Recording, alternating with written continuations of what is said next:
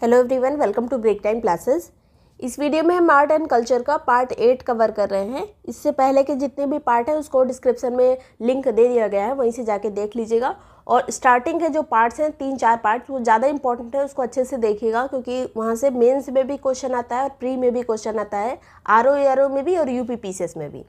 तो चलिए शुरू करते हैं। इसमें हम मुगल कालीन वास्तुकला के बारे में देखेंगे और इसमें से जो ज़्यादा क्वेश्चन पूछा जाता है कि जो बिल्डिंग्स बनाई गई या फिर कोई चित्रकार के नाम पूछ लिया गया कि वो किससे संबंधित है, किसके शासनकाल से संबंधित है, तो उसको यहाँ पर कवर करेंगे।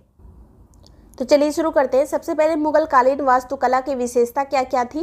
तो लोधी वंश के पतन के बाद जब इसका उद्भव हुआ था तो लोधी वंश में वास्तुकला का पतन हो रहा था। मुगल कालीन जब सभ्यता आई तो वहाँ पे वास्तुकला का ज़्यादा प्रभाव होने लगा। बहुत सारी बिल्डिंग्स वगैरह का निर्माण किया गया जो अभी भी दिखती हैं। तो ये है लोधी वंश के बाद ये मुगल वंश आया था जब बाबर ने पानीपत के युद्ध में हराया था इब्राहिम लोधी को, यानी लोधी वंश के जो अंतिम राजा थे उन्हें। और ये जो पानीपत का युद्ध हुआ था ये दूसरा वाला युद्ध था जो कि 1526 में हुआ था। और ये मुगल कालीन जो वास्तुकला थी इसमें राजपूती शैली का ज़्यादा प्रभाव था क्योंकि मुगल कला में मुगल टाइम में जो है राजपूत वंश की जो शादी विवाह जो है संबंध काफ़ी ज़्यादा थे। जो मुगलों के संबंध थे उस राजपूतों से बहुत ज़्यादा हो गए थे इस टाइम पे, तो मुगल शैली का भी इसमें समावेश किया गया है। मकबरे के चारों ओर बगीचे का निर्माण किया जाता था। जितने भी मकबरे होते थे चारों ओर बगीचे का निर्माण किया जाने लगा। दोहरी गुंबद वास्तुकला और अलंकरण के लिए जो पित्रादुरा शैली हमने देखी थी, पित्रादुरा शैली का यूज़ किया जाने लगा। यहाँ पर दोहरे गुंबद बनाए जाने लगे, झूलते छज्जे और झरोखे बनाए जाने लगे। तो मुगल कालीन विशेषता अगर पूछा जाए यूपीपीसीएस मेंस में या फिर आपको प्री में भी स्टेटमेंट वाइज ऐसे क्वेश्चन आते हैं तो यहाँ से आप कर सकते हैं। नेक्स्ट यहाँ पे बाबर के बारे में। तो बाबर का टाइम पीरियड जो है 1526 से 1530 तक है।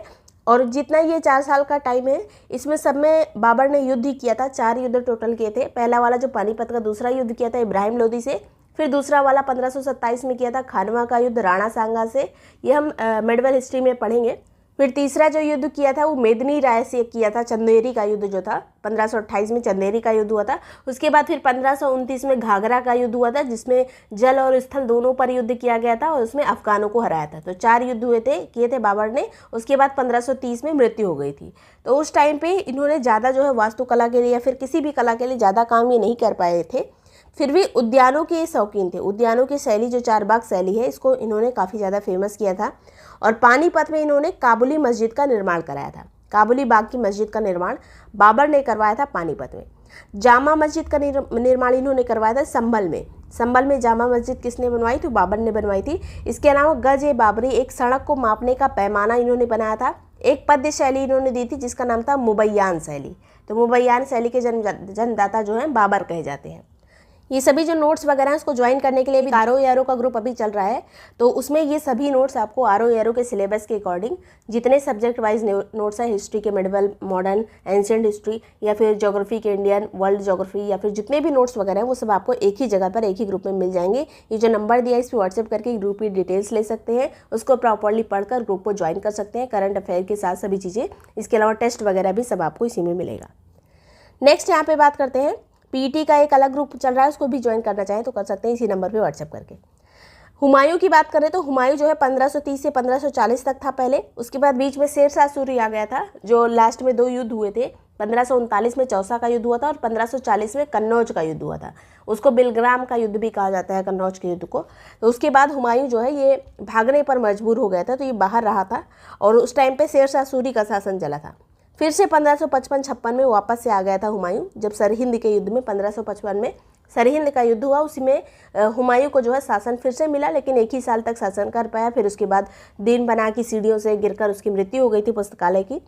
तो ये है हुमायूं की कहानी। ज़्यादातर टाइम जो है इसको संघर्ष ही करना पड़ा था शेरशाह सूरी से। इसके बाद भी इसने एक नगर की स्थापना कराई थी जिसका नाम था दीन पनाह नगर।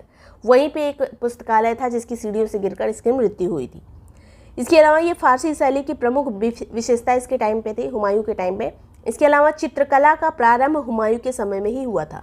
चित्रकला का अगर प्रारंभ कहा जाए मुगल काल में कब हुआ था, तो मुगल काल में चित्रकला का प्रारंभ हुमायूं के टाइम से हुआ था और अपने शीर्ष पर कहाँ पर पहुँचा था, तो जहांगीर के टाइम पे।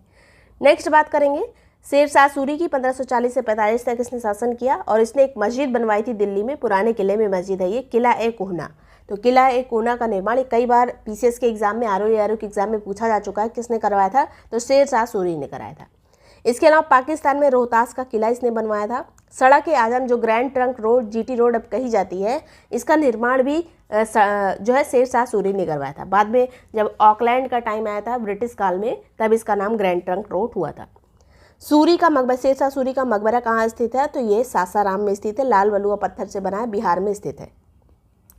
अगला यहाँ पे बात करेंगे अकबर की। शेर शाह सूरी की मृत्यु कैसे हुई थी, तो जब इसने कलिंजर के किले पे आक्रमण किया था, बांदा में कलिंजर के किले पर आक्रमण किया था, तब जो गोला, जो बारूद का गोला फेंका गया था, वो वापस से लुढ़क के नीचे आ गया और वहीं पे इसकी मृत्यु हो गई थी 1545 में।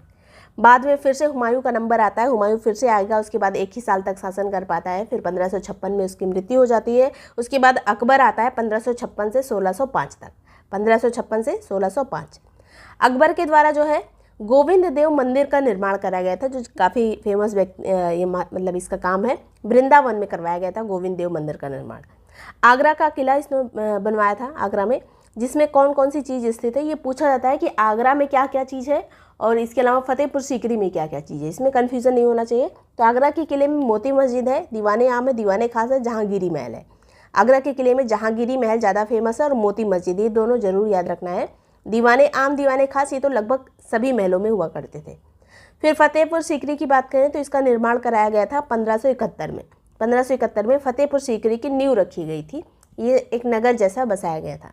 और यहाँ पर क्या क्या चीज़ स्थित है, तो ये बुलंद दरवाज़ा स्थित है, जो सबसे ऊंचा दरवाज़ा कहा जाता है।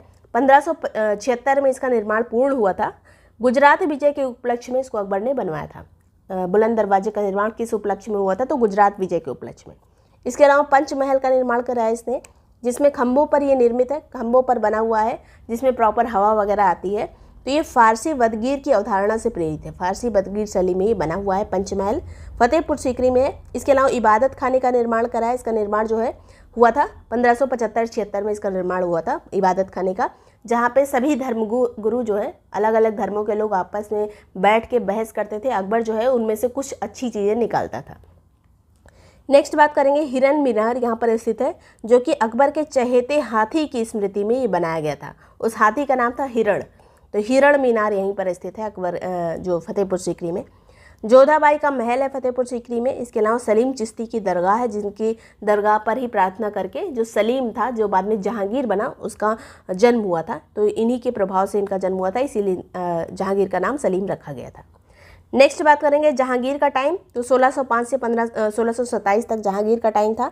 चित्रकला पर सबसे ज़्यादा ध्यान दिया गया जहांगीर के समय में। इसके अलावा कश्मीर में शालीमार बाग का निर्माण कराया गया। लाहौर में मोती मस्जिद बनवाई गई। अब देख लीजिए मोती मस्जिद यहाँ पर भी है, लाहौर में स्थित है। लाहौर वाली को किसने बनवाया, जहांगीर ने। अकबर का मकबरा सिकंदरा में किसने बनवाया था, तो ये जहांगीर ने बनवाया था।